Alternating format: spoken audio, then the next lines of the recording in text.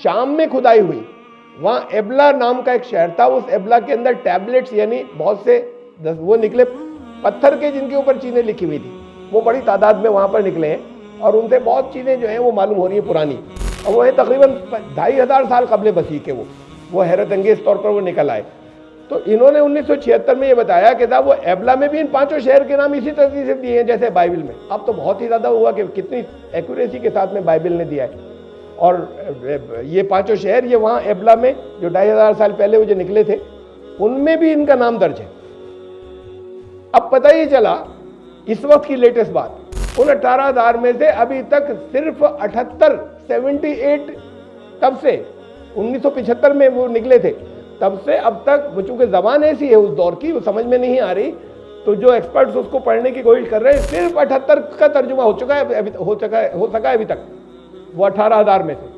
और ये बात आखिरी तौर पर तय कर दी गई और फाइनल हो चुकी है कि बाइबल की किसी जगह का कोई नाम नहीं है उसके अंदर, कम से कम अभी तक तो नहीं है। और उनकी बात जो थी वो गलत थी या गलत समझ लिया था या झूठी थी, जो सारी दुनिया में चली कि वो उन 5 शहरों के नाम हैं।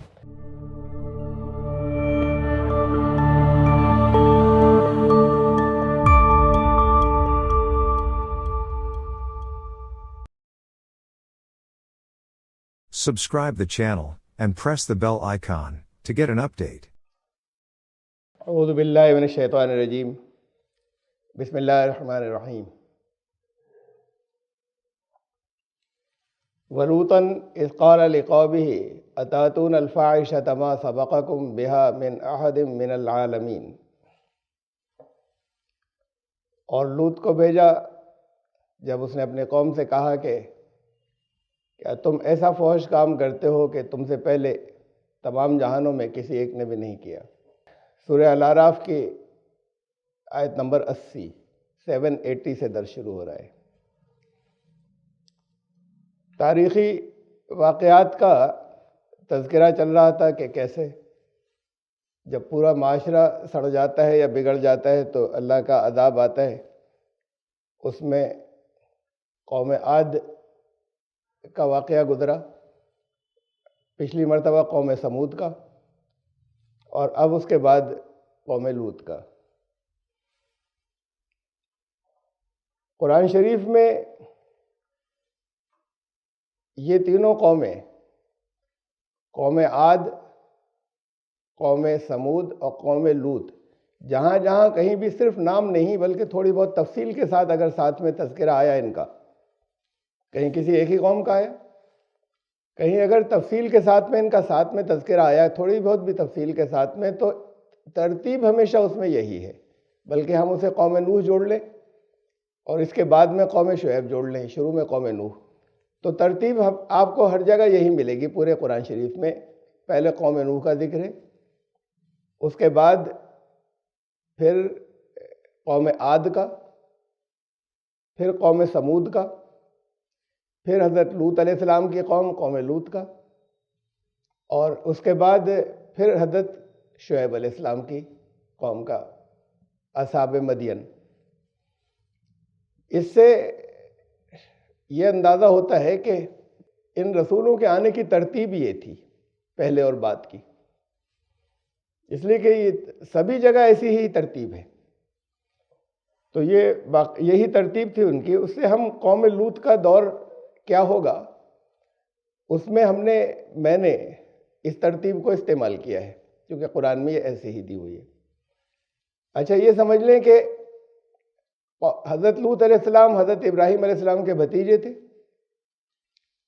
उनकी ज़िंदगी ही में उन्होंने हज़रत लूत अलैहिस्सलाम को उस मकाम के ऊपर मामूर किया था, या यूँ समझ लीजिए कि उन्हें वहाँ मुकर्रर किया था कि इस इलाके को तुम्हें देखना है और यहाँ जिम्मेदारियाँ अदा करनी है।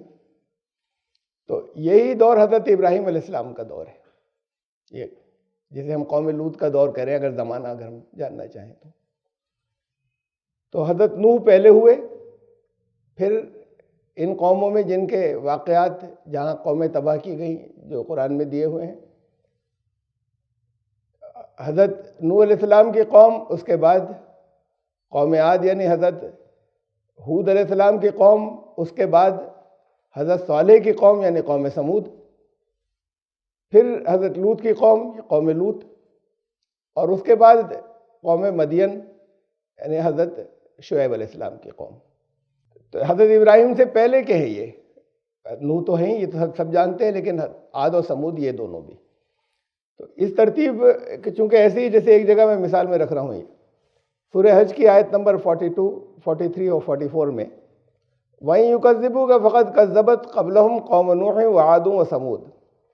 अब ये अगर तुम्हें झुटला रहे हैं, तसल्ली दी जा रही है रसूलुल्लाह सल्लल्लाहु अलैहि वसल्लम को कि अगर ये तुम्हें झुटला रहे हैं तो इससे पहले ये झुट के लोग भी इन रसूलों को झुटला चुके हैं, उनकी कौमें जो थीं, हज़रत नूह की कौम और आद और समूद की कौम, ये तरतीब। और इसके बाद अगली आयत, समूद के बाद व कौम इब्राहीम व कौम लूत, और हज़रत इब्राहिम की कौम ने झुटलाया, हज़रत लूत की कौम ने झुटलाया। अब ये तो एक ही दौर के हैं। और उसके बाद फिर हज़रत शुएब, ये नेक्स्ट, व अस्हाब मदियन व कुज़्ज़िब मूसा, और फिर मूसा को भी झुटलाया गया, यानी हज़रत शुएब अलैहिस्सलाम के बाद का दौर है हज़रत मूसा का। फ़अमलैतु लिलकाफ़िरीन सुम्मा अख़ज़्तुहुम फ़कैफ़ कान नकीर। और ऐसे ही मदियन, अस्हाब मदियन, उनको झुटलाया गया, हज़रत मूसा को झुटलाया गया, और फिर मैंने मोहलत दी उनको पहले तो जो कुफ्र करने वाले थे, और उसके बाद फिर उन्हें पकड़ लिया। तो फिर देखो पकड़ मेरी कितनी सख्त थी या कैसी थी। तो ये तरतीब के लिए मैंने ये 3 आयत आपके सामने रखी कि ये रसूल जो आए वो इस तरतीब से आए हैं ज़माने के एतबार से। तो फिर अब हम जब आगे देखते हैं तो इसमें कौम लूत का ज़माना यानी हज़रत इब्राहिम के दौर का ज़माना, तो ये बाइबिल वाले भी सब मुकर्रर करते हैं, क्योंकि यहाँ और बहुत ज़्यादा तफसील इसकी आई है। लेकिन इनमें बड़ा इख्तिलाफ है कौम लूत के उसके अंदर। अब हो गया इख्तिलाफ, इसकी तफसील में और आगे बयान करूँगा। एक तहकीक के मुताबिक तकरीबन हज़रत ईसा अलैहिस्सलाम से 1700 साल पहले, before Christ, 1700 years before Christ. और एक और दूसरी तहकीक है उसके मुताबिक तकरीबन 2200, 2300, 2100 से लेकर 2300 साल कबल मसीह या बिफोर क्राइस्ट। इनमें से कौन सा है, इसकी बात हम बात को करेंगे। तो ये है कौम लूत का ज़माना, हज़रत ईसा अलैहिस्सलाम से इतने पहले। हम 1700 को अगर हम लेते हैं कि 1700 साल पहले, तो फिर कौम समूद उससे पहले की है, यानी समझ लीजिए लगभग 2000 साल पहले। अब कौम समूद का भी पिछले दर्स में बयान गुजरा है। अगर आप कहीं नेट पर जाएं, उसके ऊपर तलाश करें, आजकल को तो नॉलेज का ख़जाना वही है, सब लोग वहीं से जाकर देखते हैं, तो वहाँ आपको मिलेगा कि कौम समूद तकरीबन 800 साल पहले हज़रत ईसा अलैहिस्सलाम से थी, यानी 800 बिफोर क्राइस्ट। मैं यहाँ पर ले रहा हूँ 2800 बिफोर क्राइस्ट, और उसके बाद हज़रत ईसा के बाद तक चलिए 4वीं-5वीं सदी तक, 500 ईस्वी या 500 ईस्वी या 500 AD तक उसके अफराद वहाँ रहे हैं। तो असल बात यह है कि समूद के नाम से बहुत से ट्राइब्स थे, बहुत से कबीले थे जो अरब में जगह जगह फैले हुए थे। वो सब उसी नाम को इस्तेमाल कर रहे थे, या होगा थोड़ा बहुत उनका उस लाइनेज में से आए हों और अलग अलग कबीले फैल गए हों। जब कौम समूद पर अल्लाह का अज़ाब आया, तो पिछली बार आपको याद होगा, पिछले दर्स में मैंने बताया था कि हज़रत सालेह अलैहिस्सलाम के साथ अच्छी खासी तादाद थी लोगों की, इसलिए न सिर्फ ये कि उन पर हाथ नहीं डालते थे, बल्कि उनके फॉलोअर्स के ऊपर भी वो इकोनॉमिक यानी माशी इस्तेहसाल करना, एक्सप्लॉयटेशन करना, शोषण, वो तो अपनी जगह है, लेकिन ऐसे जो सामने से सताना और मारना और धमकाना और जुल्म सितम, वो सब नहीं था। ये तो तभी मुमकिन है जब उनकी तादाद अच्छी हो। तो फिर अल्लाह ने जब रसूल के साथियों को बचाया या नबी के साथियों को बचाया, जब वहाँ अल्लाह का अजाब आया, वो धमाका हुआ जैसे सारे लोग ख़त्म हो गए, तो उससे पहले ये वहाँ से हिजरत कर चुके थे या बस्ती को छोड़कर निकल चुके थे ये सारे लोग, अच्छी तादाद निकली। तो और यूं भी समझ ले कि जिनके हाथ में पावर होती है, जो ताकत वाले लोग होते हैं, तो हथियार भी उन्हीं के पास ज़्यादा होते हैं, वसाइल भी उनके पास ज़्यादा होते हैं। तो इसका मतलब ये अच्छी खासी भीड़ थी उन पर ईमान लाने वालों की। जब अगर बराबर के होते तब भी वही भारी पड़ते, तो ये अच्छी खासी भीड़ होगी। ये फिर निकल गई थी वहाँ से हज़रत सालेह के साथ में, और फिर इनके दूसरी बस्तियों में रहे, और फिर इनकी नस्लें आगे चली होंगी, वहाँ भी आकर दोबारा आबाद रहे हुए होंगे, और फिर इनकी नस्लें भी आगे चली होंगी। तो इसलिए हमें कौम समूद का तस्करा जो है वो, और ये आजकल के जो मुख्तलिफ इनको वो मिले हैं सबूत मिले हैं, उसके एतबार पर ये कहते हैं कि ये तो अब तक थे, यानी 5वीं सदी ईस्वी 500 ईस्वी तक थे समूद के लोग वहाँ पर। वो जो आपको आसार दिखाए थे, जो खंडरात दिखाए थे उधर तबूक के रास्ते में, तो ये लेकिन हम जब ये देखते हैं कि कुरान ये तरतीब दे रहा है जो मैंने अभी आपके सामने रखी, तो कौम समूद कौम लूत से पहले के, यानी 1700 से तो और ज़्यादा पहले के हैं, तो 2000 BC हज़रत ईसा अलैहिस्सलाम तकरीबन 2000 साल पहले के तो होंगे ये लोग, जो असल जिनके ऊपर अल्लाह का अज़ाब आया था, जिनका कुरान में जिक्र है। एक इशारा हमें एक हल्का सा, उसे आखिरी सबूत तो नहीं कह सकते, लेकिन एक तक़वियत इससे भी मिलती है कि रसूलुल्लाह सल्लल्लाहु अलैहि वसल्लम की रिसालत से पहले की जो शायरी थी, उनसे पहले की, उनसे कबल की, उसमें समूद का एक तस्करा मिलता है शायरी के अंदर। और वहाँ यह है कि समूद की बस्ती के भी लोग थे और वो पता नहीं कहाँ गए, कहाँ गायब हो गए, और कहाँ खो गए, और कहाँ मारे गए, अब उनका कुछ पता नहीं है। तो अगर अब ये रसूलुल्लाह सल्लल्लाहु अलैहि वसल्लम तो 6वीं सदी ईस्वी के अंदर पैदा हुए, 7वीं सदी ईस्वी में थे वहाँ पर, उनसे काफ़ी पहले का एक शायर है वो ये कह रहा है, तो फिर वो ये नहीं कहता कि पता नहीं कहाँ खो गए, वो तो उनके सामने उस दौर में तकरीबन मौजूद थे, या उनसे 150 साल पहले, जैसा कि ये आ रहा है कि 5वीं सदी ईस्वी तक वहाँ थे। तो उनका नामो निशान कहीं नहीं है, बस नाम है कहीं, उनका कोई पता नहीं है किसी जगह। तो इसका मतलब है पहले के, उससे पहले के कहीं है असल कौम सबूत जिनका कुरान ने जिक्र किया है। बहरहाल ये तो मैंने एक बात बताई, और ये पिछले दर्स में ये बात इससे मुकाबला करके मैंने रखी, छोड़ दी थी, और कौम आद में भी छोड़ दी थी, कुछ हिस्सा रह गया था, दर्स लंबा हो गया था कि इनका दौर, इसमें जो चीज़ रह गई थी कौम आद की, जो मैंने तफसीलात आपको बताई थी, उसमें ये समझ लें कि वो जो किला दरियाफ्त हुआ खुदाई के अंदर, तो वो उसके अंदर निकोलस क्लैप ने जो वहाँ पर खुदाई करवाई, उसकी बड़ी सब तफसीलात और फोटो सारी चीज़ें मैंने रखी थी यहाँ पर। उस खुदाई में एक किला निकला था, तो वैसे ही आर्किटेक्चर के हिसाब से पिलर और सुतूनों वाला, लेकिन वहाँ लाशें नहीं मिली, कंकड़ नहीं मिले।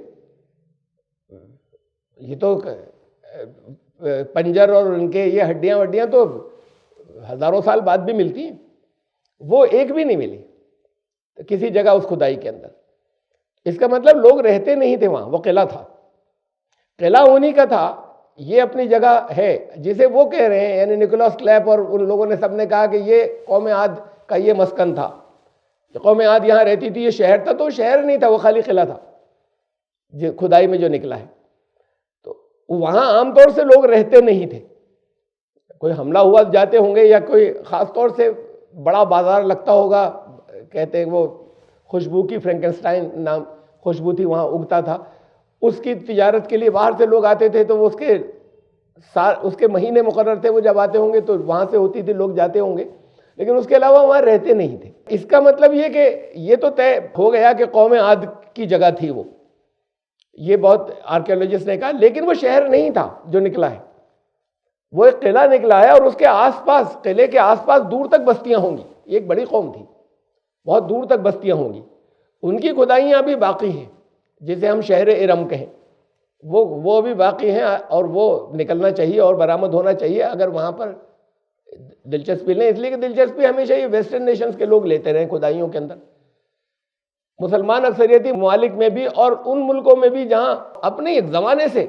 इनका मुसलमान की अक्सरियत है और उनकी हुकूमत है, और अगर वो पैसे वाले भी हैं तो वो ये सब नहीं करते, तहकीकात करें और करें, खुदाई और आसार निकलेंगे, वहाँ पर भी ये दूसरे लोग, बाहर के लोग जो है वेस्टर्नर्स, मगरबी मुल्कों के, वो जाकर करते हैं जो कुछ करते हैं, उसमें कभी दिलचस्पी लेते हैं और फाइनेंस कर देते हैं, कभी वो भी नहीं करते वो।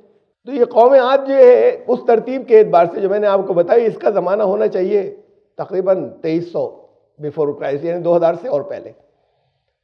ये लोग जो है ये कह रहे हैं बहुत बाद तक वहाँ आबाद थे, ये निकोलस क्लैप उन लोगों ने ये कहा है, लेकिन वो होंगे, उनके साथ भी लोग निकले थे ना, फिर वो एक बड़ा कबीला बना होगा, और जगह जगह और भी उसके काफ़ी फासले तक आसार मिलते हैं कि वो आबाद थे। वो तफसीलात भी मैं इस वक्त दोबारा नहीं रख रहा, उनके आबाद होने की तफसीलात। तो फिर कबीला फिर बात को हुआ होगा और बड़ा हुआ होगा, और वहाँ रहते होंगे बहुत बाद के दौर तक, लेकिन असल में ये है चले आ रहे हैं यहाँ से। तो ये मैंने ज़माने के बारे में बताया, कौम लूत का ज़माना क्या था उसके, और इसमें भी इख्तिलाफ है, उसको हम आगे जाके समझेंगे कि 1700 कबल मसीह या 2300 हज़रत ईसा से 1700 साल पहले या 2300 साल पहले, ये आगे दरद चल के बात करेंगे, इसलिए कि दो तरह की मोटी मोटी तहकीकात हैं। उसके एतबार से फिर ये सारे ज़माने जो है वो इन दोनों की भी, दूसरी कौमों की भी मैंने फिक्स किया। आगे चल रहे हैं हम आयत के ऊपर, वही आयत ओरिजिनल के जो भी हमने पढ़ी थी कि और हज़रत लूत अलैहिस्सलाम को ने अपने कौम से कहा जब उनको अल्लाह ने भेजा कि तुम लोग ऐसी इस तरह का फौश काम करते हो कि तमाम जहानों में किसी एक ने भी इससे पहले नहीं किया। तो अल्फाज से लोग ज़रा सा एहतियात करते हैं ये कि ये कहते हो कि भाई किसी कौम ने नहीं किया। ऐसा नहीं कि कोई एक आदमी भी वो बेहयाई का काम नहीं करता हो, लेकिन ये अल्फाज जो है ये ऐसे कह रहे हैं कि शायद कोई नहीं, यानी उससे पहले कोई एक इंसान भी शायद नहीं करता हो, और ज़ाहिर है पता नहीं लगाया जा सकता। तो अल्फाज यही कह रहे हैं कुरान के, इन्नकुम लतातून रिजाला शहवतम मिन दून निसा, तुम लोग अपनी जिनसी ख्वाहिश औरतों को के बजाय मर्दों से के पास जाते हो पूरी करने के लिए। बल अंतुम कौम मुसरिफून, तो तुम तो मुसरिफीन हो। ये हद से बढ़ने वाला तर्जुमा यहाँ पर हो गया, ये हिंदी में मर्यादाहीन इन्होंने किया। मुसरिफीन असल में उन्हें कहते हैं कि जहाँ पर चाहे दौलत के मामले में मुसरिफीन के खर्च उस जगह कर रहे हो जहाँ उसका कोई हासिल ना हो, कोई क्रिएटिव कोई तामीरी उससे काम ना निकल रहा हो, उसे बेजा खर्च भी कह सकते हैं, फजूल खर्ची भी कह सकते हैं। इसीलिए तो वहाँ खर्च कर रहे हैं, उस जगह पर लगा रहे हो। तो ऐसे ही है कि वो अपनी क़ुव्वतें उस जगह लगा रहे हैं जहाँ उसका कोई हासिल नहीं, और जहाँ लगनी चाहिए वहाँ नहीं लग रही, तो उसको मुसरिफीन यहाँ पर भी इस्तेमाल किया है। तुम लोग मुसरिफीन कौम में से हो। कुरान ने इसके लिए ये बुराई जो थी, यानी मर्दों की आपस में सेक्सुअल आप ताल्लुकात, जिनसी ताल्लुकात हम जिनसी के, जो उस पूरी कौम में सब में बेतहाशा फैले हुए थे। ऐसा था कि पूरी कौम ओपनली उसके अंदर खुलकर उसके अंदर फंसी हुई थी और रंगी हुई थी। तो फिर अल्लाह ने बात को उन्हें तबाह किया। इसको कुरान ने इशारतन कहा, यानी ये बहुत सी चीज़ों को, जैसे वुज़ू के बारे में या गुस्ल के बारे में जब कहा, औला मस्तुमुन निसा, तुमने औरतों को छुआ हो, तो ये इशारतन या कनायतन एक डिसेंट अल्फाज में कहने का मतलब है, मतलब कि उनके साथ में हम बिस्तरी की हो, अल्फाज बड़े सलीके से इस्तेमाल किए हैं। ऐसे ही यहाँ पर इसके बारे में कुरान ने सूरह बकरा के अंदर कहा कि निसाउकुम, उसूल जो बताया, हर्सुल लकुम, ये इशारे के नाए की ज़बान है। औरतें तुम्हारे लिए तुम्हारी खेतियां हैं। अब बाज़ जगह तो लोग इसे एतराज़ करते हैं इस तरह के अल्फाज पे कि ये तो ऐसा किया जा रहा है कि जैसे उनको दर्जा उनका गिराया जा रहा है। ये मकसद नहीं है। कुरान ने कहा तुम दोनों एक दूसरे का लिबास हो, जो शौहर और बीवी तो बराबर का ही एक दूसरे के से ताल्लुक़ के मामले में स्टेटस है। मकसद ये है कि खेती में बीज डाला जाता है, खेती को और उसका ख्याल भी रखा जाता है, उसको संभाला जाता है, संवारा जाता है और वहाँ पैदावार होती है। तो इसलिए ये मिसाल, ये भी कनाए और इशारे की मिसाल है कि तुम्हारे लिए वो खेतियों के मानंद है कि तुख्म रेजी या बीज वहाँ पर बोया जाए जहाँ वहाँ होना चाहिए कि जहाँ पर फसल आगे चले, फसल उगे और नस्ल आगे चले। तो इस लिहाज से ये एक मिसाल के तौर में खेती का इस्तेमाल किया। मुझे याद है पुरानी बात है, यहाँ ये बैठे में मुसर्रत भी ये भी थे साथ में। हम लोग दिल्ली में मास कम्युनिकेशन का एक वो था, यहाँ हमारे साथ मुज़फ़्फ़रुल्लाह खान थे, उन्होंने वो तय किया था, वहाँ उनकी एक क्लास थी। उस क्लास में चचा मियाँ साथ में गए थे, मौलाना शमशेद उस्मानी रहमतुल्लाह अलैह उस्ताद हमारे, और मैं भी गया था, मुज़फ़्फ़र भी थे और शायद आप भी थे। तो वहाँ पर लेक्चर हुआ, वो तो अच्छा था, लेकिन कुछ थे एक आध लड़के ऐसे, और एक बिल्कुल बहुत प्योर उनमें से था, बड़े जैसे कट्टर वाले उसमें कहते हैं आरएसएस के घर से। तब भी लोग होते थे, लेकिन ये कि जाहिर है कि उस वक्त वो शर इतना नहीं फैलाते थे, लेकिन अपना मिजाज था उनका। तो नाम इस वक्त जहन से निकल गया उसका मेरे। तो वो उसने खड़े होकर सवाल किया, वो लाया होगा पहले से सवाल लाया होगा, जब इसलिए कि मालूम था कि वो आएंगे यहाँ पर, ये होगा ना, ये उसकी नॉलेज की बात नहीं थी कि कुरान में तो ये लिखा हुआ है, बताइए कुरान ने क्या किया है कि औरतें खेतियाँ हैं। उस वक्त तो क्या जवाब दिया था मुझे याद नहीं है, और इसलिए कि उस वक्त ये मालूमात नहीं थी मेरी, और उस वक्त ये पढ़ा नहीं था मैंने।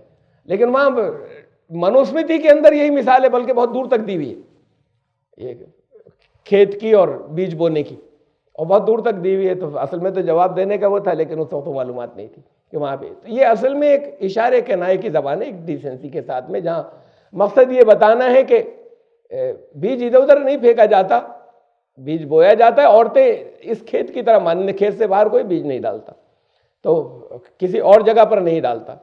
तो ये इस लिहाज से ये बात कही गई थी। और सज़ा बताई गई है इसकी सूरह निसा के अंदर, आयत नंबर 16 के अंदर।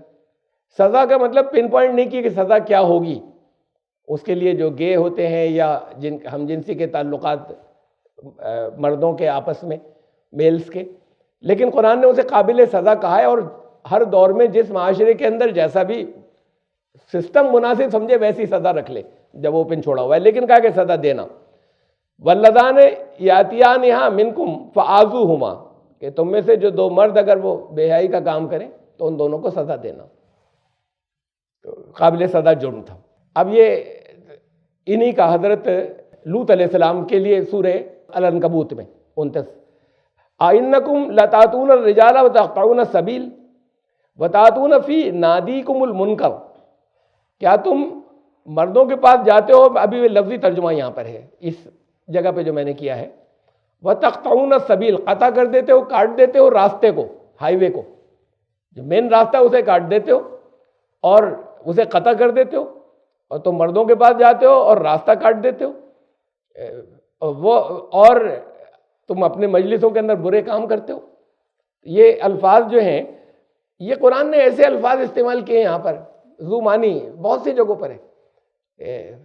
ये तख्ताउन सबील लफ्ज़ी माने तो ये हुए, और इन लफ्ज़ी मानों से बहुत वाज़ेह तौर पर इशारा ये मिल रहा है जो पहले कहा कि आगे तुम नस्ल रोक देते हो, नस्ल का सिलसिला जो है ऐसे ये ऐसा होगा कि बंद हो जाएगा अगर पूरी की पूरी कौम जो है इस तरह के फेल के अंदर शामिल हो जाएगी और उनसे, औरतों से उनकी कशिश या दिलचस्पी ख़त्म होने के बाद इसमें लग जाएगी। तो लेकिन इसका ये एक मुहावरा भी है, देखिए इसके आगे मैं दिखाता हूँ कि ये एक माने तो ये हुए कि क्या तुम मर्दों के पास जाते हो और तुम नस्ल का सिलसिला काट देते हो आगे, नस्ल, तो ये तो नेचर के खिलाफ है, ये अल्लाह की स्कीम के खिलाफ है, और अपनी मजलिस में बुरा काम करते हो। और एक और माने, ये अरबी का मुहावरा है, इसका मतलब डाका डालना।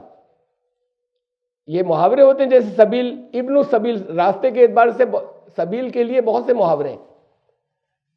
इब्नु सबील का मतलब मुसाफिर, लफ्जी माने रास्ते का बेटा, लेकिन माने उसके जिस माने में इस्तेमाल होता है मुहावरे में मुसाफिर, ट्रैवलर। ऐसे कता सबील जो है वो अरबी में मुहावरे में इस्तेमाल होता है लूटना, डाके डालना। तो अब ये एक लफ्ज ऐसा इस्तेमाल किया कि इसमें दोनों चीजें शामिल हैं कि लूटमार करते हो, और इसी लफ्ज से जो इस्तेमाल किया है उससे ये, और ये दोनों चीजें थी वहां पर। तो कुरान ने एक ही लफ्ज में दोनों बातें कह दी कि तुम लूटमार करते हो, ज़्यादतियां करते हो लोगों के ऊपर, और आगे की नस्ल का सिलसिला रोकने की कोशिश कर रहे हो। ये उसके अंदर दिखाऊं मैं आपको, बाइबल के अंदर, ये जेनेसिस के अंदर तफसील के साथ में है। जेनेसिस यानी सबसे पहली किताब जो है बाइबल की, किताब पैदाइश, चैप्टर 19 वर्स नंबर 4-5। इससे पहले कि वो लेटते, और मैं पहले के बता दूं कहाँ से इसका सियाक व सबाकिया, इसका प्रसंग क्या है, कंटेक्स्ट। फरिश्ते पहुंचे, पूरा वाक़या सुना दूं और थोड़ा पहले से, इसलिए कि आगे फिर ज़रूरत पड़ेगी। हज़रत इब्राहिम के पास पहुंचे पहले। हज़रत इब्राहिम थोड़े फासले पे एक बस्ती में थे, तो वहां पर फरिश्ते पहुंचे और वहां पर पहुंच के उनको खुशखबरी दी। दो कामों के लिए गए थे वो। उनको खुशखबरी दी हज़रत सारा को, जो उनकी पहली वाइफ थी, कि आपके औलाद होगी। हज़रत इस्माइल पैदा हो चुके थे, तो हज़रत इसहाक़ की खुशखबरी दी, और ये बताया कि अब हम जा रहे हैं, यहाँ से हम जा रहे हैं, हमें जिम्मेदारी दी गई है हज़रत लूत की कौम में जाने की, और उन पर अल्लाह का अज़ाब आएगा। तो बाइबल में है कि हज़रत इब्राहिम बहुत देर तक उनसे हुज्जत करते रहे कि वहाँ पर तो लूत भी है। उन्होंने कहा नहीं, लूत पर कुछ नहीं होगा। उनका बहुत कुछ मानने वाले होंगे, उन्होंने कहा नहीं, जो मानने वाले होंगे वही बच जाएंगे। ये बहुत देर तक उनसे होती रही, बड़े नर्म दिल थे लोग, बच जाएँ, अज़ाब ना आए। उसके बाद फिर फरिश्ते वहाँ से चले और यहाँ पहुँचे हज़रत लूत के पास। तो बाइबल में है कि वो लोग जो, वो हज़रत उस वक्त शायद किलाबंद शहर रहा होगा, तो उसके किले के फाटक के गेट के सामने बैठे हुए थे वो हज़रत लूत अलैहिस्सलाम। ये पहुँचे, बताया कि तुम्हारे पास आए हैं, इंसानों की शक्ल में पहुँचे थे। तो 3 लोग थे, तो या शायद 2 थे। तो उन्होंने हज़रत लूत उनको घर ले गए, उन्होंने तो कहा कि घर नहीं चल रहे, तो उन्होंने कहा नहीं नहीं घर चलिए। तो घर पर जब वो गए और शाम हुई और रात हुई, ये उस वक्त का, उसके बाद ये जैसे आयत कह लें या वर्ष कह लें, ये देख रहे हैं। इससे कबल के वो लेट थे। सुद्दूम शहर, ये सुद्दूम शहर का नाम बाइबल में है। कुरान ने इनमें से किसी के शहरों के नाम नहीं दिए। कौम आद का हो, कौम नूह का हो, कोई कौम नूह तो तमाम दुनिया में सैलाब था, लेकिन कोई इलाका क्या था, किसी जगह नाम नहीं दिए। वो कश्ती कहाँ से चली थी, कश्ती कहाँ रुकी, के लिए एक जुदी नाम है। फिर कुरान ने इसके ऊपर कि हज़रत लूत की कौम किस इलाके के अंदर थी, जगह कौन सी थी, कौम आद कहाँ पर थी, कौम समूद कहाँ थी। बाइबल के अंदर जिनके जिक्र हैं, उनके जिन लोगों के उनके नाम भी हैं। इससे पहले कि वो लेट थे, सुद्दूम शहर के हर हिस्से के सब मर्दों ने, क्या जवान और क्या बूढ़े, उस घर को घेर लिया और लूत को पुकार के कहा कि वो मर्द जो आज रात तेरे पास आए वो कहाँ हैं, उन्हें हमारे पास बाहर ले आ ताकि हम उनसे सोहबत करें। तो ये 2 वर्सेस हैं, वर्स 4 और 5 उसके अंदर, जेनेसिस के अंदर, कि उनके घर को घेर लिया और उनसे ये डिमांड की। अब इसे देखिए कि खाली इतना ही नहीं था, और भी जुर्म था जो बाइबल में दूसरी जगहों पर दिया हुआ है। ये एस्कील नाम की, उर्दू में हिस्कील, और उसमें हिंदी में ही लिखते हैं जेकेल।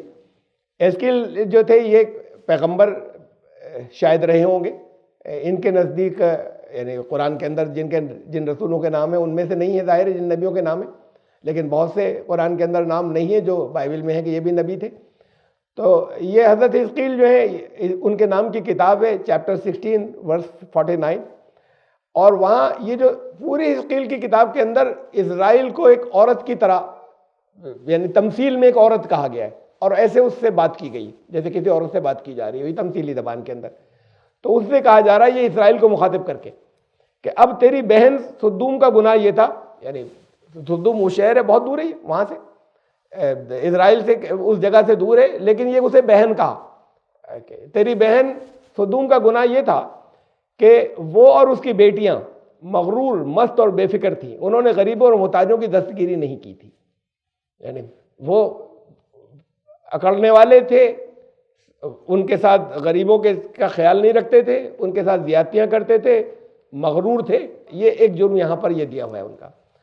एक जगह और देख लीजिए, ईसाइया नाम की किताब है ये बाइबल के अंदर, और इसके अंदर पहले ही चैप्टर के अंदर ये 2 वर्सेस हैं, बीच की मैंने छोड़ दी, 22, 21 और 23। 21 का भी एक आखिर का हिस्सा लिया मैंने, और जो कुछ कहा है लंबी की तफसील की वजह से छोड़ दिया कि लंबी तफसील है, जगह ज़्यादा घिरती तो उसमें। लेकिन अब वहाँ कातिल बसते हैं, कहाँ, सदूम के बारे में बता रहे हैं।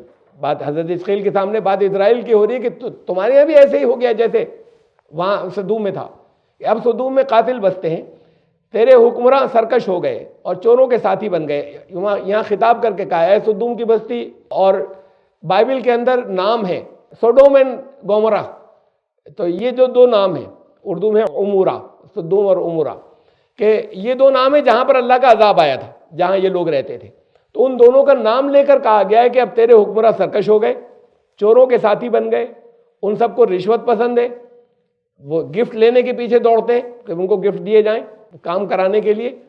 ये आम हो गया था। इसका मतलब वहाँ वो यतीमों के हुकूक को प्रोटेक्ट नहीं करते, उसकी सुरक्षा नहीं करते, तहफ़्फ़ुज़ नहीं करते, और बेवाओं की फरियाद तो बिल्कुल नहीं पहुँचती उन तक। तो ये चीज़ें आम थी वहाँ पर। ये ऐसा माहौल पूरा था सदूम का। और फिर वो बुराई थी जो इसी बाइबल ही के अंदर मौजूद है, जो मैंने अभी आपको बताया, जो कुरान ने की। तो कुरान ने बस एक जगह यह है कि ये तख्ताउन सबील में एक ही फ़िक्रे के अंदर ये सारी बातें कह दी हैं। यहाँ बाइबल के अंदर ये सारी तफसीलात है और डिटेल के साथ में। और ये फिर और भी है, जर्मिया नाम की किताब है, ईसाइया के बाद आती है बाइबल के अंदर, उसमें भी है। आमोस नाम की किताब है, उसके अंदर भी है। लेकिन ये मैंने सब चीज़ें आ गई तकरीबन, इसलिए मैंने ये इतना हवाला काफ़ी समझा। तो फिर वापस उसी आयत के ऊपर हमारे उसके बाद कहा कि वमा काना जवाब कौमी इल्ला अन कालू अखरिजूहुम मिन क़रियतिकुम। वापस उसी दर्स के ऊपर, इन्नहुम उनासुन यततहरून।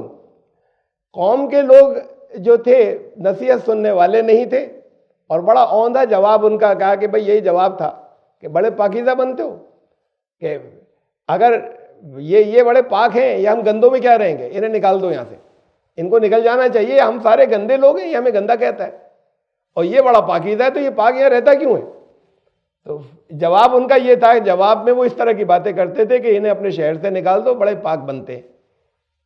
फांजयनाहु व अहलहु इल्लम रातहु, तो फिर हमने निजात दी यानी बचा लिया उन्हें और हजरत लूत को और उसके घर वालों को।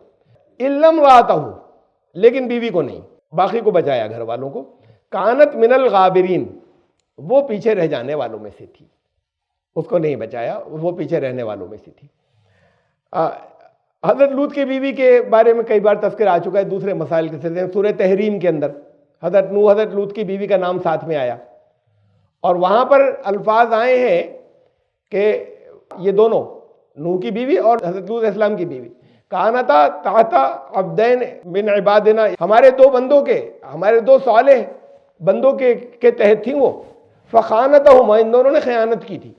हजरत लूत की बीवी के बारे में कहा दोनों काफिरा थी, कुरान ने कहा। तो ये बताया कि वो उसको नहीं बचाया, वो पीछे रह जाने वालों में से थी, हजरत लूत की बीवी को। अच्छा देखिए सूरह हूद में, यहां तक तो ये दर्स की हमारे मेन दर्स की आयत थी। सूरह हूद में कालू या लूत, जो फरिश्ते आए थे उन्होंने कहा कि ए लूत, इन्ना रुसुल रब्बिका लन यसिलू इलैक, परेशान मत हो, ये लोग जो तुम्हें घेरे हुए हैं, इससे पहले आपको बताते हैं कि उन्होंने घर को घेर लिया था, तो उनका कि वो ये जो तुम्हारे घर को घेरे हुए, परेशान मत हो, ये तुम्हें कुछ भी नहीं कर सकेंगे, तुम तक नहीं पहुंचेंगे ये, आप घबराओ मत। इसलिए वो तो फरिश्ते थे और इनको ये परेशान थे कि मेहमान आ गए हैं और क्या होगा। उन्होंने बात को अपना डिस्क्लोज किया कि हम अल्लाह के भेजे हुए। फासिर बियालिका बिक़ित्इम मिनल लैली वला यल्तफित मिनकुम अहदा, और अभी जब रात बस जब बिल्कुल आखिरी हिस्से के अंदर हो, उस हिस्से के अंदर तुम निकल जाना अपने घर वालों को लेकर, और तुम में से कोई मुड़कर ना देखे, कोई एक भी ऐसा ना करे कि मुड़कर देखे। तो ये मुड़कर नहीं देखना बाइबल के अंदर लिटरल ले लिया है लफ्जी मानों में। इसका मतलब ये है मुड़कर नहीं देखेगा मतलब बस अब बड़ी तेजी के साथ में जाना है, ठिठकना जरा सा भी मत, रुकना मत, रुकना भी मुड़कर देखना हुआ, अजाब की जगह यहां से निकल जाओ। तो कोई मुड़कर न देखेगा मतलब ये नहीं था कि यूं ऐसे ना कर ले। अब ये बाइबल में ये चीज लिटरल आई है, शायद ओरिजिनल अल्फाज में जहां से तर्जुमा हुआ वहां भी यही होगा और यही मफहूम होगा, लेकिन फिर वो तर्जुमे होते हैं, चीजें क्या क्या बन जाती हैं उससे, और कहीं कहीं कुछ जोड़ भी दी जाती हैं। जैसे वो था 6 यौम वाला कि अल्लाह ने 6 यौम के अंदर बनाया आसमानों और ज़मीनों को, आसमानों और ज़मीन को। कुरान में है कि वलक़द ख़लक़ना समावाति वल अर्ज़ वमा बैनहुमा फ़ी सित्तति अय्याम, आसमान और ज़मीन और जो कुछ है 6 यौम में बनाया, यानी 6 वक्फों में। अब यही यौम लफ्ज़ वहाँ पर भी है इब्रानी ज़बान के अंदर, और इसके यही माने 6 इंटरवल्स में। लेकिन अब इनकी समझ में आया 6 दिन, 6 दिन का मतलब वीक में तो हफ्ते में 7 दिन होते हैं, तो एक दिन खाली क्यों जा रहा है, तो उन्होंने ये बढ़ा दिया 7 में, और 7वें दिन आराम किया खुदा ने। कुरान ने 7 में और बढ़ाया है, वमा मसना मिन लुगूब, नींद से हमारा कोई ताल्लुक नहीं, उसकी तरदीद करते हुए इतना 7 में और बढ़ाया। ऐसे ही जहां इनको कुछ ऐसा फील होता है वहां कुछ बढ़ा भी देते हैं जगह जगह बीच में। तो जब वो भी मुहावरे में यही कहोगे पीछे मुड़कर मत देखना का, रुकना मत, तेज जाना, उसमें जब ये हुआ कि पीछे मुड़कर मत देखना, तो अब उसके साथ कुछ बढ़ाया, उसे देखिएगा अभी आएगा। पहले इसे पहले मैं ये बता दूं आपको कि ये आयत चल रही है इल्लम रात तक। फरिश्तों ने कहा लेकिन तुम्हारी बीवी जो है तुम निकल जाना सब घर सबको लेकर आखिरी रात के आखिरी हिस्से के अंदर, लेकिन तुम्हारी बीवी नहीं जाएगी। इन्नहु मुसीबुहा मा असाबहुम, उस पर तो वही मुसीबत आएगी जो बाकी सबके ऊपर आएगी, वो सब उसको पहुंच कर रहेगी। इन्ना मौइदहुम सुबह, अब ये बस सुबह तक की मोहलत है, सुबह का वादा है, सुबह जो अलैसा सुबह भी करीब, अब सुबह तो है करीब, ये बीवी तुम्हारी नहीं, यानी एडवांस में बता दिया था। ये नहीं था कि पीछे मुड़कर उसने देखा तो वहां बाइबल में है कि फिर वो नमक की बन गई, पत्थर की हो गई। कहा कि क्या ये पीछे मुड़कर कोई ना देखे, और तुम्हारी बीवी नहीं, तुम्हारे सारे घर वालों को तो कह रहे हैं हम।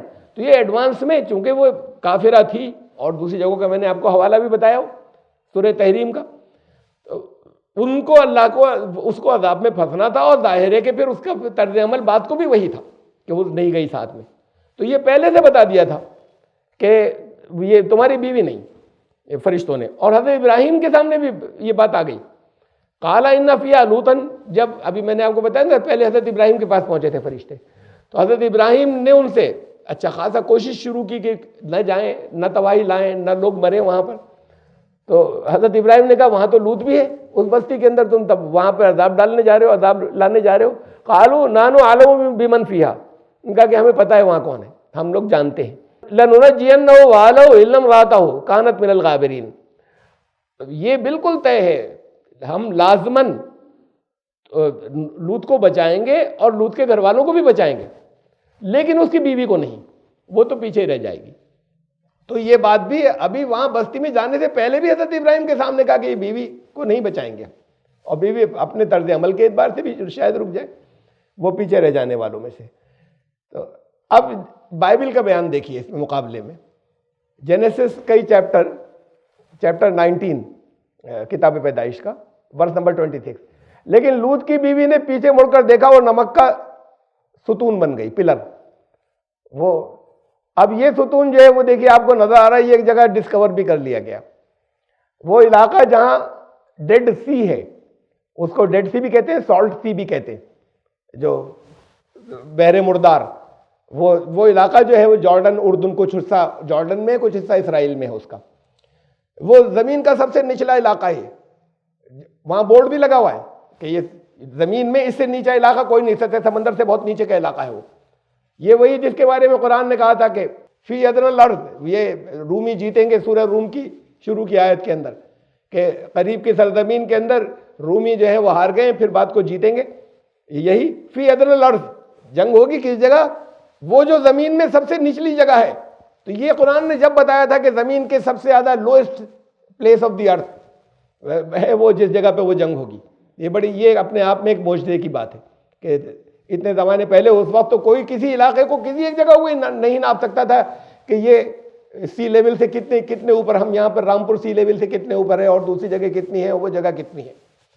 तो अब ये मालूम है, वहाँ पर बहुत बड़ा बोर्ड भी लगा हुआ है एंट्री हुआ कि ये जगह जो है ये lowest point of the earth है, लोएस्ट, ये सबसे ज़्यादा निचला। खैर उसी के आसपास के इलाके हैं ये जहाँ पर खुदाई में शहर दरियाफ्त किए इन्होंने। अभी ये डिस्प्यूटेड है, 100% कन्फर्म नहीं है, और आगे डिटेल बताऊंगा मैं।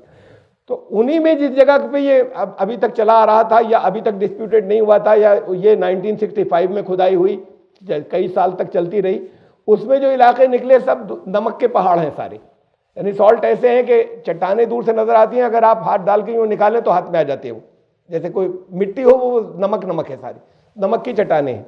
तो ये कहते हैं ये इलाका था, ये सब नमक के बन गए, और एक ऐसा पिलर सा बना हुआ है जैसे नमक ऊपर चढ़ जाए ना, जैसे यहाँ होता है आपके अमरनाथ के ऊपर। अब अमरनाथ के ऊपर एक शिवलिंग बनता है उसका, बर्फ का, ऐसी थोड़ी बनता है। एक पोल गाड़ दिया किसी जगह, अब पोल गाड़ दिया तो जो जितना भी वो ऊपर से स्नोफॉल हो रहा है वो सब उसके ऊपर बनता चला जाएगा, वो एक शिवलिंग बन जाएगा। यानी जैसे वो शिवलिंग जो शक्ल वो कहते हैं वैसी बन जाएगी। इसके बाहर कोई चीज खड़ी कर दीजिए स्नोफॉल के अंदर, वहां भी बन जाएगा ऐसे ही ये कुछ होगा यहाँ पर, या मुख्तलिफ तरीके से वो गिर रहा है, इधर गिर रहा है। जिस वक्त भी कोई कभी ये बना होगा तो चट्टाने हैं, एक चट्टान इस शक्ल की है, ये चट्टाने भी ऐसी हैं भुरभुरी सी तकरीबन। तो ये इसको कहते हैं ये लूत की बीवी नमक की हो गई थी ये वहां पर, इसलिए कि उसे पीछे मुड़कर देखा था। चले थे तो साथ में, लेकिन कहा ये था पीछे मुड़कर मत देखना, इसने जैसे ही पीछे मुड़कर देखा ये नमक की हो गई। इन देवमालाओं से कुरान का कोई ताल्लुक नहीं। कुरान ने कहा वो पीछे रह गई थी, आई नहीं थी साथ में, बल्कि पहले से तय था उसके बारे में। हजरत इब्राहिम के पास जब फरिश्ते आए तभी बताया था कि इसको नहीं बचाना है हमें। इन लोग हजरत साले से भी कहा तुम्हारी बीवी नहीं बचेगी, और वो जाएगी, तो वो गई भी नहीं साथ में, लेकर खुद भी ऑफर नहीं किया होगा जब बता दिया उन्होंने कि नहीं, और वो खुद भी नहीं गई साथ में, और फिर वो अदाब में तबाह हो गई। यहाँ इनका कि साथ में तो गई थी लेकिन उसने पीछे मुड़कर देखा और वो फिर नमक का पिलर बन गई। वो नमक का पिलर ये है जिसके बारे में वो मानते हैं और वो लोग देखने के लिए जाते हैं। कुरान क्या कह रहा है कि हुआ क्या था वहां, वामतरना अलैहिम मतरा, एक अजीब तरह की उनके ऊपर बारिश हुई। काहे की बारिश हुई उसे और दूसरी जगह बताया, काना कैफ काना आकिबतुल मुजरिमीन, तो फिर मुजरिमीन का अंजाम फिर हुआ क्या, कैसा अंजाम हुआ। ये बारिश पानी की बारिश नहीं थी। देखिए दूसरी जगह देखिए सूरह हूद के अंदर, सूरह हूद आयत 82, फलम्मा जा अमरुना, फिर जब हमारा हुक्म आ पहुंचा, हमारा अम्र, जालना आलिया साफिलाहा, वामतरना अलैहा हिजारतम मिन सिज्जील मंजूद, तो हमने फिर वो उन बस्तियों को बिल्कुल उलट दिया, तल पलट कर दिया जब हमारा हुक्म पहुंचा, और उसके ऊपर हिजारतम मिन सिज्जील, कंकरों के यानी वो पत्थर जो थे वो कोई मेटालिक नहीं थे बल्कि मिट्टी की किस्म के थे, वो उन पत्थरों की जो है वो बरसात उनके ऊपर शुरू हुई और वो लगातार होती चली गई। ये कुरान ने बताया कि ये हुआ था। अच्छा, एक जगह और एक चीज और आई है, ये सूरह कमर में, इन्ना अरसलना अलैहिम, क्या था अजाब वो, उसमें क्या हुआ था, इन्ना अरसलना अलैहिम हासिबा, इन्ना अरसलना अलैहिम हासिबा इल्ला आला लूत, हजरत लूत की फैमिली के अलावा बाकी सबके ऊपर हमने हासिब भेजी। अब ये हसब कहते हैं, इसके दो मीनिंग हैं इसके भी, तो वो दोनों का कंबाइंड यहां पर मफहूम है कि पत्थर को भी कहते हैं और ईंधन को भी कहते हैं, जिसमें गर्मी हो, ईंधन जल जाए, आग को और भड़का दे, तो इसका मतलब वो पत्थर ऐसे बरस रहे थे कि आग थी उसके अंदर, तो ऐसे पत्थर बरस रहे थे, इस तरह के थे। ये थी बरसात। नज्जैनाहुम बिसार, और सुबह के वक्त तक हमने उनको बचा लिया, लूत को, हजरत लूत अलैहिस्सलाम को निजात दिया, बचा लिया। अब ये मैं बताना चाह रहा हूं, यानी अब ये नेचुरल फिनोमेना था, नेचुरल डिजास्टर था, तबाही जो थी नेचर से आती है, जैसे सैलाब आया नेचर से आया, किसी इंसान का लाया हुआ नहीं था। उनके नतीजे में जो कुछ उनके अमाल मुरतब हुए, उससे नेचर में क्या तगय्युरात या तब्दीलियां, चेंजेस हुई जिससे सैलाब आया, लेकिन वो एक नेचर का डिजास्टर था। ऐसे ही यहां पे नेचुरल डिजास्टर क्या था, हुआ क्या था यहां पर, कैसे वो बारिश हो गई थी पत्थरों की, ये कोई देवमालाएं नहीं किसी जगह। कुछ तफसीलात पहले मैं बाइबल के दिखाता हूं आपको जो है वहां पर, इसलिए बाइबल में डिटेल्स ज्यादा है। अब उसमें से हम ट्रूथ को, सच्चाई को फिल्टर करेंगे। जेनेसिस ही के अंदर जब ये तफसील चल रही है, तो वर्स नंबर 24-25, तब खुदावंद ने अपनी तरफ से सुदूम और ओमोरा, और उसके अंदर इंग्लिश के अंदर है इसका सोडोम एंड गोमोरा, और देखिए ये सोडोम जो शहर है, इसी के नाम पर अंग्रेजी में इस अमल को, सेम सेक्स बिटवीन मेल्स, इस अमल को सोडोमी कहते हैं, सोडोमी, और यहां उर्दू में बोलते हैं अमल कौम लूत, और उसमें सोडोमी इसके अंदर सुडूम शहर का नाम था। उस शहर के नाम पर ये पहली मर्तबा था, तो ये इस अमल का नाम ही वही इंग्लिश के अंदर पड़ गया। तो ये दो ट्विन सिटीज थे, तो वहां पर इन दो को बाइबल में इनका नाम है, और बाइबल में 5 शहरों का नाम है, जिसमें देखा 4 तवा हो गए थे।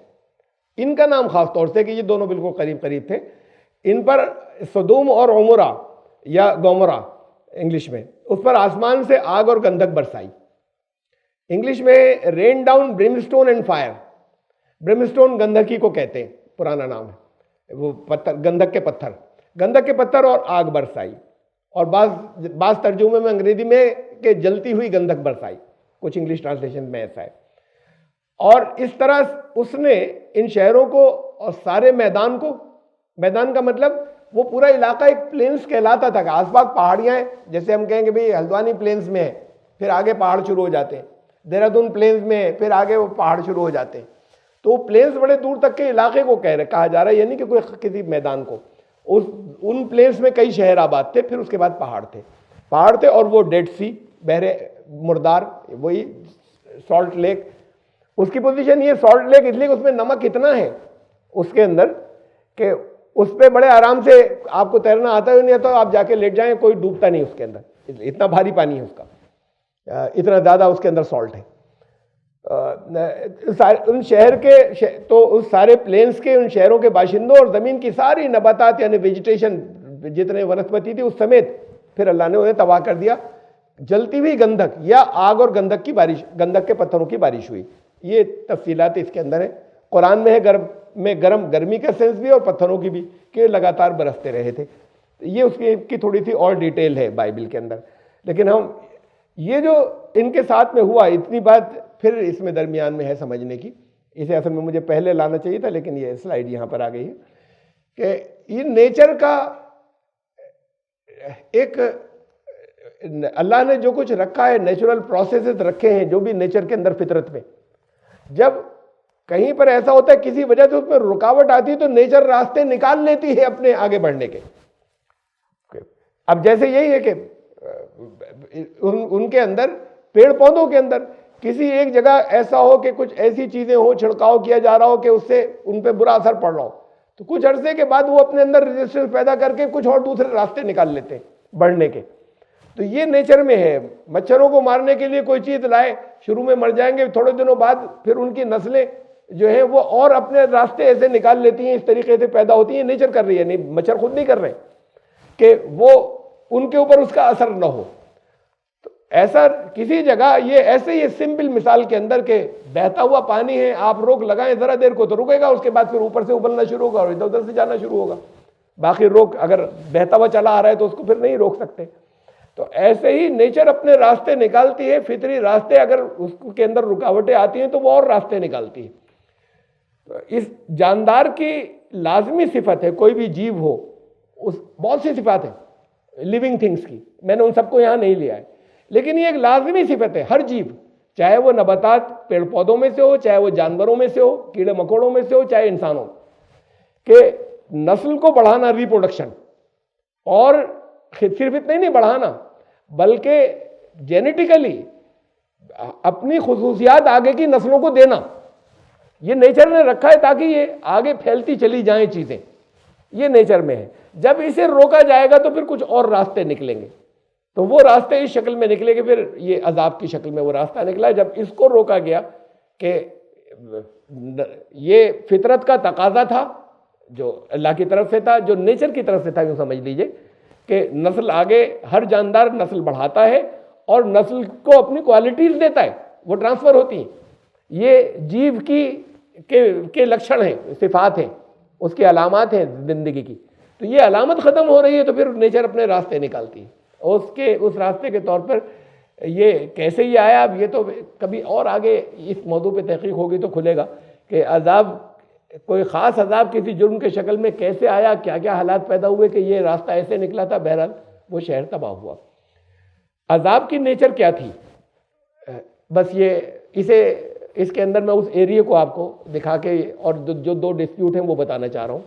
और इसमें जो पहले एक बात निकल गई कि हज़रत लूत अलैहिस्सलाम का ज़माना और हज़रत इब्राहिम का भी वही, ये 1700 BC बिफोर क्राइस्ट कबल मसीह था या 2200-2300 साल कबल मसीह था। ये इसमें दरमियान में 500-600 साल का फ़र्क आ रहा है, वो भी यहाँ पर आके सॉल्व होगा। नेचर क्या थी अजाब की, ये जलती हुई गंधक गिरने वाली। भाई जलती गंधक कैसे बरस गई? किसी बादल से कोई जलती हुई गंधक बरसती है? बरसी, पत्थर बरसे या जलते हुए पत्थर बरसे, तो कहीं जलते हुए पत्थर बरसते हैं कहीं और बरसते चले जाएं, कोई ऐसा नहीं कोई 1-2-4 गिर गए। तो ये कोई नेचर का कोई फिनोमेना होगा, नेचर का कोई अमल होगा। ये ऐसा नहीं होता कि ये भी एक देवमाला बन जाएगी, साहब ये बरसा दिए थे अल्लाह ने, कैसे बरसा दिए थे, क्या हुआ था। तो ये कि नेचर क्या थी इस अजाब की या डिस्ट्रक्शन की, तबाही की। इसमें सबसे पहले 1965 में वहाँ खुदाई हुई शुरू, इससे पहले नहीं मालूम था कि ये कहाँ है। अंदाजे थे, लोग वहाँ कहते थे, एक पहाड़ी का नाम भी जबल सुदूम रखा हुआ है वहाँ, सुदूम नाम की पहाड़, सुदूम नाम का। तो और उसके अंदर जो इजराइल की साइड में अब चला गया है, पहले उर्दून के अंदर था। ये वहाँ पर 1965 में सबसे पहले खुदाई शुरू हुई, आर्काइव्स ने वहाँ पर किया। तो एक्सकेवेशन स्टार्ट हुआ और ये चलता रहा तकरीबन 1971 तक, रुक रुक कर बीच में थोड़ा थोड़ा सा रुक रुक कर 1971 वगैरह तक चलता रहा। 1973 के अंदर फिर एक जो है वो आर्कियोलॉजिस्ट थे, उन्होंने जाने के बाद सारी चीज़ें, वो बहुत सी जगहों पर खुदाई, बहुत जगहों पर हुई है। तो वहाँ पे कहते, ये बताते, मतलब उन खुदाई के नतीजे में वो 5 शहर इन्होंने बरामद कर लिए। बाइबल में 5 शहरों के नाम है, खाली इनका ही नहीं, सोडोम और गोमरा नहीं, और 5 शहर थे वहाँ पर, उनका ही 5 शहर हमने बरामद कर लिए। और उसकी तमाम पूरी दुनिया के अंदर उसके लिटरेचर भरा पड़ा है, किताबें भरी पड़ी हैं, सबूतों से भरी पड़ी हैं कि ये देखिए बाइबल में जिन 5 शहरों के नाम थे वो 5 शहर ये निकल आए, और वो ये थे, एरिया ये था, ये इस वक्त के एतबार से, बॉर्डर्स के एतबार से, कि ये आपको ये जो जहाँ पर ये लाल नज़र आ रहा है मार्कर, एक तरफ इजराइल है, इस तरफ जॉर्डन है। ये बीच में जो है जिस जगह ये मार्कर है उस जगह डेड सी है, बहरे मुर्दार या सॉल्ट लेक या सॉल्ट थी, और वो भी आधा बटा हुआ है इस वक्त, आधा इजराइल के पास है और आधा जो है वो जॉर्डन के पास है। ये तो मैंने छोटा करके दिखाया मैप को आपको, मतलब दूर से। अब ये है सॉल्ट सी या बहरे मुर्दार, इसमें ये है शहर जो लाल आपको टिप्पे नजर आ रहे हैं, 3 नीचे, और 2 और हैं इसके अलावा, गोमोरा, सोडोम, जोआर। इनके मुताबिक बाइबिल के मुताबिक बाइबिल कहती है हजरत लूत अलैहिस्सलाम जब वहां से निकलने लगे तो फरिश्तों ने कहा पहाड़ों पे चढ़ जाना, अपनी लड़कियों को लेकर निकले तो फरिश्तों ने देखा पहाड़ों पे चढ़ना, तो उन्होंने कहा कि मैं इतने पहाड़ बहुत दूर हैं और पहाड़ों पे चढ़ना मेरे लिए मुमकिन नहीं है, तब तक तो फिर आप कह रहे हैं सुबह को अजाब आएगा, तो हम सुबह तक वहां पहुंच नहीं पाएंगे पहाड़ों के ऊपर चोटियों पे। तो और आप फरिश्तों से उन्होंने कहा कि अगर ये बस्ती है ज़ुआर वो ज़्यादा इतनी दूर नहीं है, थी वो भी 40 किलोमीटर पे, तो हम वहां चले जाएं। तो उन्होंने कहा अच्छा ठीक है वहां चले जाओ, उस जगह पर अजाब नहीं आएगा। तो फिर उसके बाद ये उधर चले गए, उस तरफ चले गए, फिर बात को उस बस्ती से भी छोड़कर चले गए थे जब ये अजाब नाजिल हुआ। तो अजाब क्या था, कैसा था, पहले तो आपको ये दिखाऊं कि ये है बिब्लिकल मैप, ये बाइबल वाले छापते हैं, बाइबल सोसाइटी उन लोगों का है। इसके अंदर ये सारे शहर हैं, अगर आपको वहां से नजर आ रहा हो, सोडोम, गोमोरा, जेबोइम और एडमा, ये 4 नाम आ रहे हैं बाइबल के अंदर। और रेड कलर से नीचे 5वां स्पॉट ज़ोआर, जहां हजरत लूत अलैहिस्सलाम इनके मुताबिक चले गए थे निकलकर, तो दुम से निकलकर चले गए थे। ये 5 वो कहते हैं हमने दरियाफ्त कर लिए खुदाई के अंदर, एक्सकेवेशंस के अंदर। और ये 5, उसके अलावा खुदाई बहुत सी जगहों पे हुई, लेकिन ये 5 शहर निकल आए अंदर, या आबादियाँ निकली। ये शहर जो निकले, ये इनकी हर घर जो है वो बुरी तरह जला हुआ है, बहुत बुरी तरह जला हुआ है। कुछ 1-2 वो भी मिले कंकर, यानी जिसे हम कह लें ढांचे, इस तरह। मुझे तो 2 के बारे में मालूम है कि जिन खुदाइयों में जो इनके निकले, और बुरी तरह वो जल हर चीज़ जो है वो जली हुई है, वो काली और जली हुई। अब ये फाइनल हो गया और सारी दुनिया के अंदर लिटरेचर के ये सच साबित हो गई वो बात। और ये जगह वही है, हमने वो जगह तलाश कर ली जिसे पिन पॉइंट किया था, जो हजरत लूत की बस्ती और आसपास के शहर थे, उसमें वही लोग आबाद थे कौम लूत के। ये जगह जो है, ये देखिए बीच में, इसे मैंने और बड़ा करके यहाँ पे नैप दिया है। इसके उस साइड में, उस किनारे के ऊपर, डेड सी के, बहरे मुर्दार के, माउंट सोडोम है, जबल सुदूम, ये यानी ये नाम रख लेते ना, जैसे वहाँ अरारात की पहाड़ी, ये मुख्तलिफ जगहों पे जूदी नाम रख लिया गया, जबकि वो नहीं है जूदी। उस हज़रत नूह का जब मौजूद था उसमें मैंने आपको तफसीलात बताई थी, डिटेल बताई थी, और उसकी तस्वीरें भी दिखाई थी। एक तरफ ये काफ़े लूत, ये जो एक सर्किल आपको नजर आ रहा है, यानी हजरत लूत का गार, लॉर्ड्स केव, और वहीं पर ये दूसरे किनारे पे जिधर जबल सुदूम है, उसी जगह की ये इलाका ये ऐसा है जहां का, जिसका पहले आपने देखा था कि हजरत लूत की बीवी जो है वो पत्थर की हो गई, या नमक की पत्थर की बन गई, और वो पीछे मुड़कर देखा था वहीं ये पर भी है। ये तो एक सीरीज। अब 2007 में और तहकीक हुई, इतना और समझ लें इसके बारे में, यहाँ तक के फिर 1976 में एक और आर्कियोलॉजिस्ट है, उसके बाद 1976 में उनका इंतकाल भी हो गया, इटली के थे उन्होंने, और वो ज़बानों के माहिर थे उस इलाके की। तो आपको मैंने बताया था कौम आद वाले जब दर्स था, पिछले से पिछला जुमा, कि उसमें एबला, शाम में खुदाई हुई, वहाँ एबला नाम का एक शहर था, उस एबला के अंदर टैबलेट्स, यानी बहुत से वो निकले पत्थर के, जिनके ऊपर चीज़ें लिखी हुई थी, वो बड़ी तादाद में वहाँ पर निकले हैं, और उनसे बहुत चीज़ें जो हैं वो मालूम हो रही हैं पुरानी, और वो है तकरीबन 2500 साल कबल मसीह के। वो हैरत अंगेज तौर पर वो निकल आए।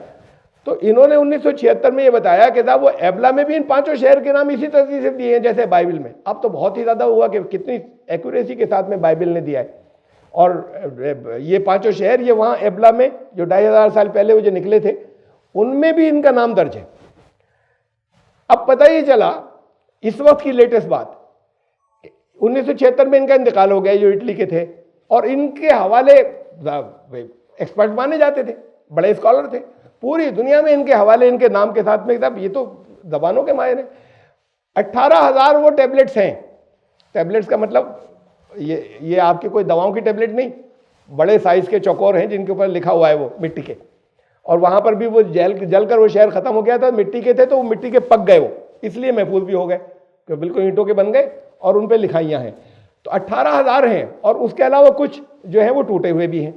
उन 18,000 में से अभी तक सिर्फ 78 तब से 1975 में वो निकले थे, तब से अब तक, वो चूंकि जबान ऐसी है उस दौर की, वो समझ में नहीं आ रही, तो जो एक्सपर्ट्स उसको पढ़ने की कोशिश कर रहे हैं, सिर्फ 78 का तर्जुमा हो चुका है, हो सका है अभी तक, वो 18,000 में से।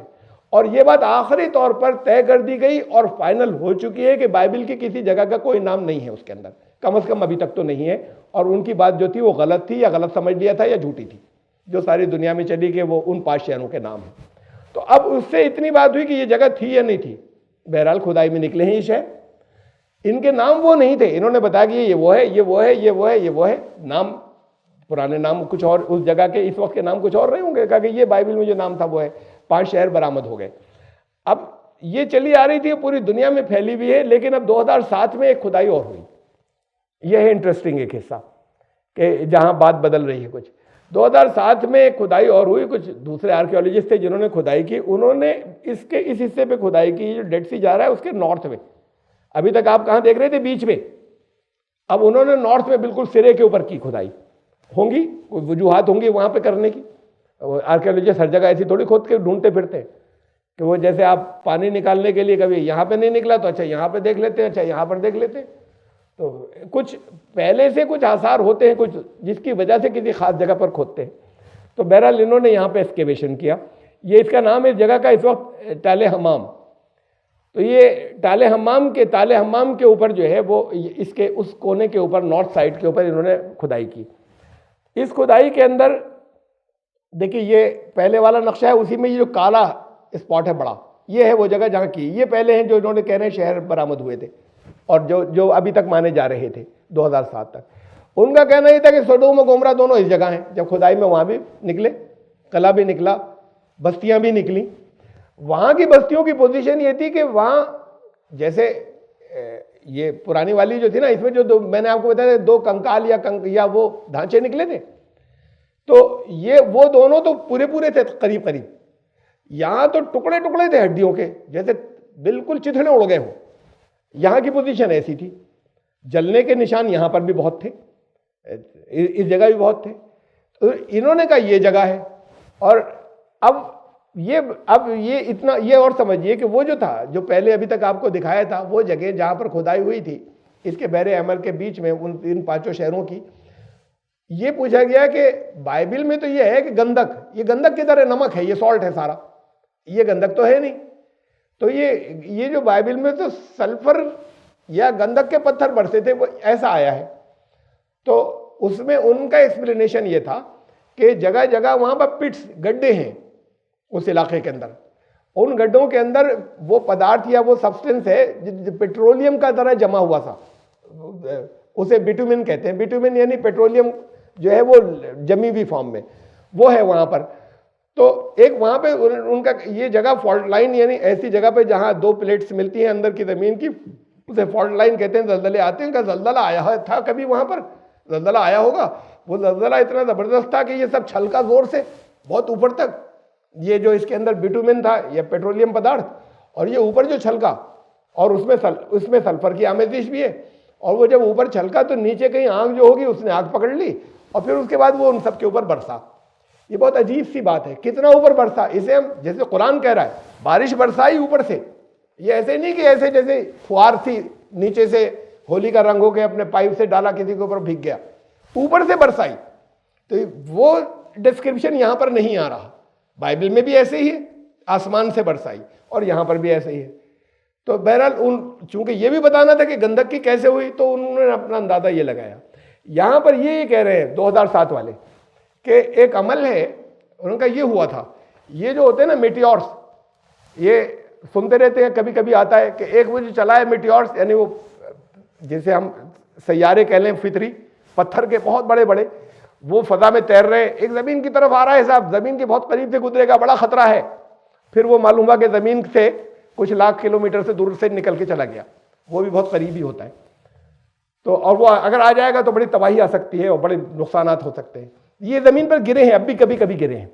होता ही है कि या तो ये करीब से निकल जाते हैं या बीच में जलकर तबाह हो जाते हैं, फ्रिक्शन से, गर्मी से जलते चले जाते हैं और फिर जमीन तक पहुंच ही नहीं पाते। ये नेचर ने, कुदरत ने इंतजाम रखा है। कुछ ऐसे हैं कि जो कभी कभी इसकी जमीन की जो प्रोटेक्टिव लेवल है उन्हें फाड़कर नीचे जमीन पर भी आ जाते हैं। बहुत कम केस ऐसे हैं।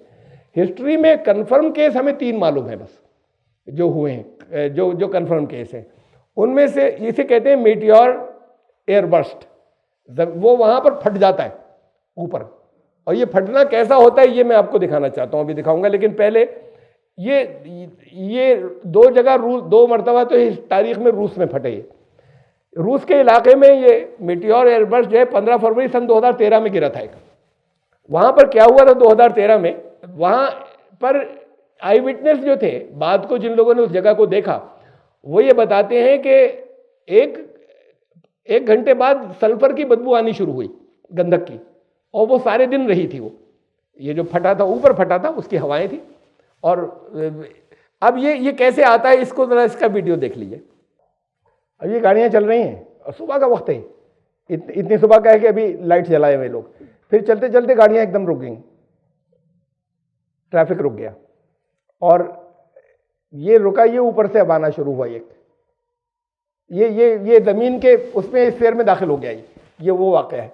और इतनी तेज रोशनी के साथ में, जहाँ ये 60 किलोमीटर दूर है ये शहर, जहाँ पे इतनी तेज रोशनी करता हुआ गया है, फिर आगे जाके ख़त्म हो गया, और इसका कुछ हिस्सा थोड़ा सा नीचे भी गिरा था, बाकी जल गया आगे जाके।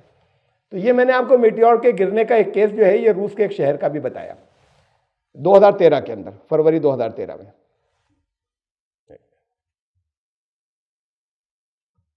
तो इनका कहना यह है, ये जो 2007 में जिन्होंने आर्कियोलॉजी जिन्होंने खुदाई की, कि वहां पर ऐसे एक मेटियोर जो है वो फटा था, मेटियोर एयर बर्स्ट कहते हैं इसे। तो ये 15 फरवरी 2013 में जैसे कि रूस में हुआ था। एक और केस वो भी वहीं हुआ, रूस के साइबेरिया इलाके के अंदर। साइबेरिया बहुत बड़ा इलाका है, रूस में भी है, थोड़ा सा जो है वो रूस से आगे के हिस्से में भी, टर्की तक के आसपास भी गया है, इधर चीन और मंगोलिया से मिला हुआ बहुत बड़ा इलाका है, जंगल का, दुनिया का सबसे बड़ा। तो वहां पर वो बहुत बड़ा था। वहां इसके अंदर तो लोग जख्मी बहुत हुए थे, बिल्डिंगों के तमाम शीशे और क्या क्या टूटे थे, वो ऊपर जो धमाका हुआ था, और जख्मी बहुत लोग हुए थे, लेकिन मरने की किसी की इत्तला नहीं मिली ये फरवरी वाले में। साइबेरिया में आबादी नहीं है तो इसलिए नुकसान नहीं हुआ, लेकिन साइबेरिया के अंदर 2000 स्क्वायर किलोमीटर के अंदर वो जो गिरा था, जो फटा था, वो गिरा कुछ नहीं, वहीं आकर फटा था हवा में।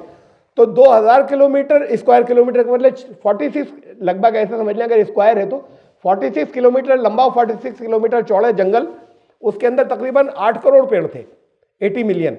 वो सारे बिल्कुल पेड़ ढह गए सारे उस धमाके से, ऊपर जो हुई थी। और उसकी गर्मी की पोजीशन ये थी, ये वहां पे साइबेरिया में टुंगसुका का है, 1908 में हुआ था ये। उसके कुछ आई विटनेस अकाउंट्स हैं, यानी लोगों ने बहुत दूर के शहरों में जो कुछ बताया कि हमने देखा।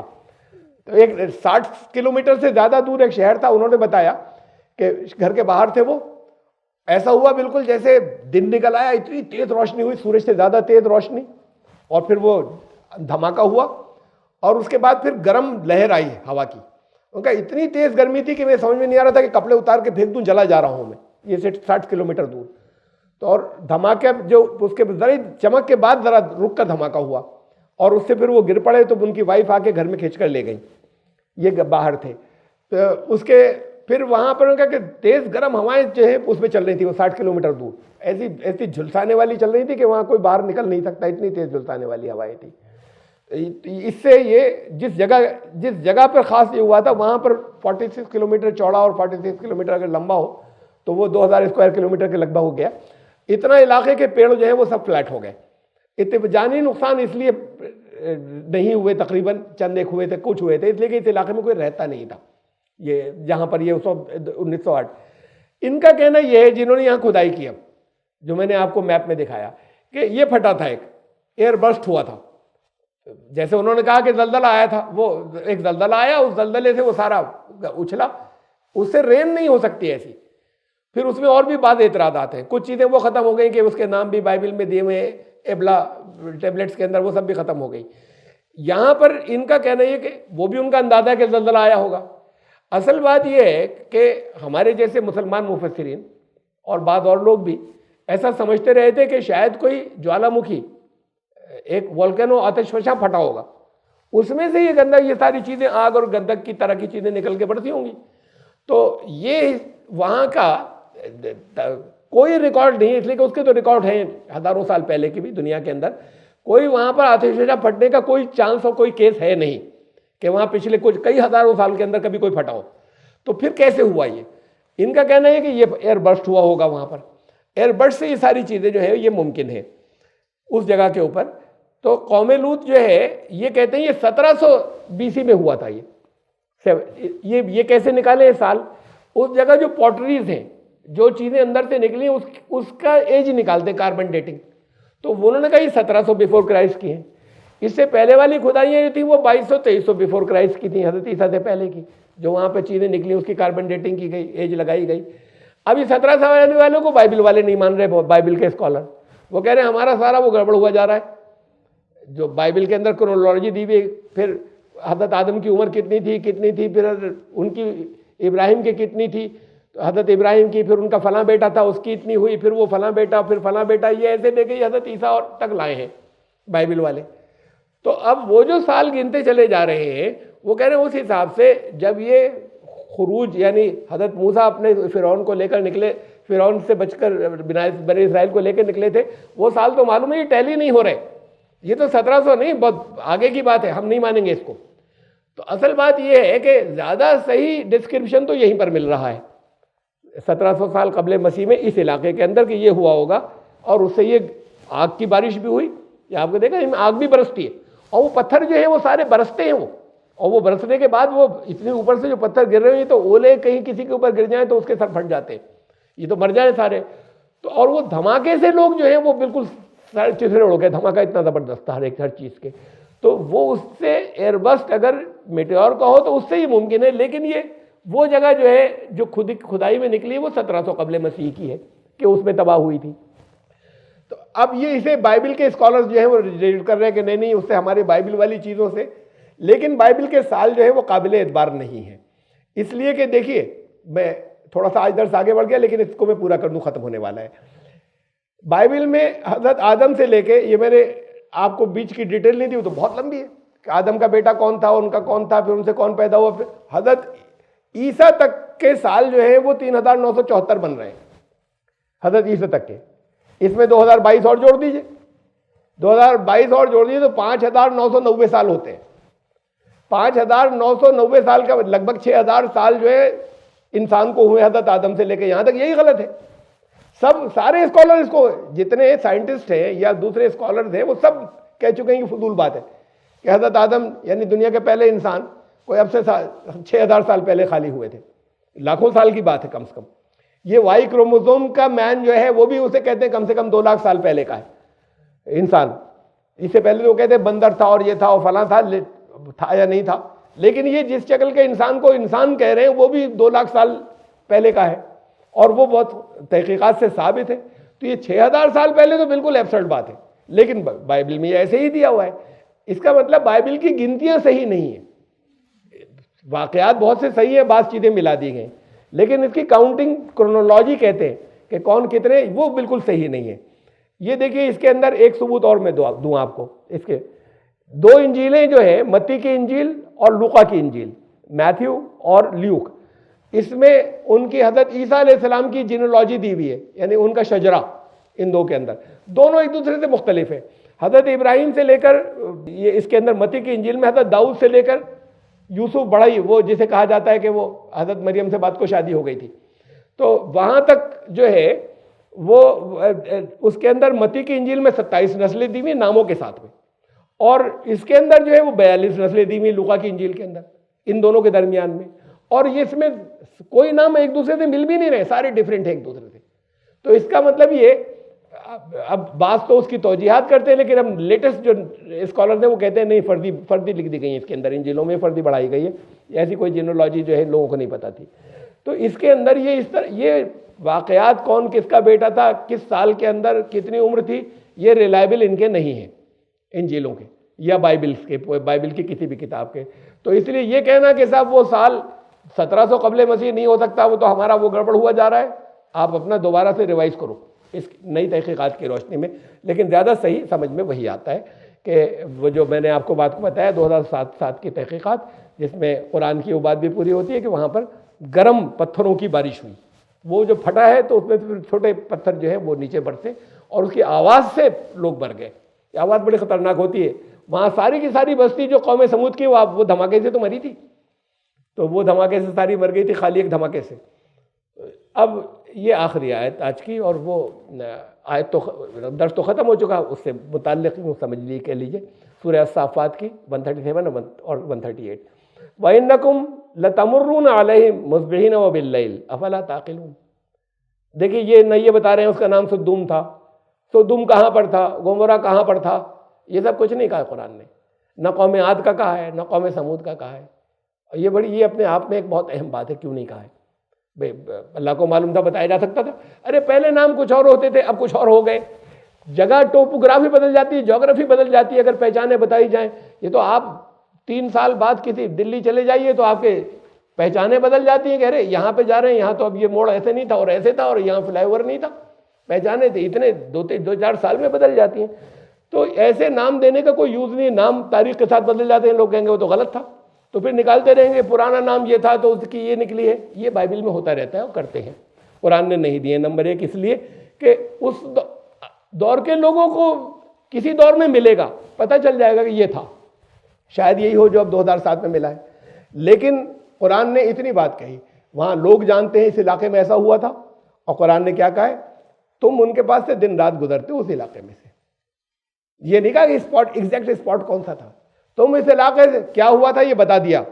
तुम उस इलाके से दिन रात गुजरते हो, फिर भी अक्ल इस्तेमाल नहीं करते कि अल्लाह कि अगर पूरे कौम जो है वो जराइम में मुलविस हो जाए तो उसका अंजाम क्या होता है। हम आयत 84 तक पहुँचे हैं, 84 तक सूरे अल आराफ की। इंशाअल्लाह ज़िंदगी रही तो 85 शायद कौम शुएब का फिर उसके बाद तज़किरा शुरू होता है उसी सीरीज़ के अंदर, जो मैंने आपको शुरू में बताई थी कि तरतीब क्या है कुरान के अंदर इन कौमों की। तो वो इंशाअल्लाह अगली मरतबा। सुभान अल्लाह।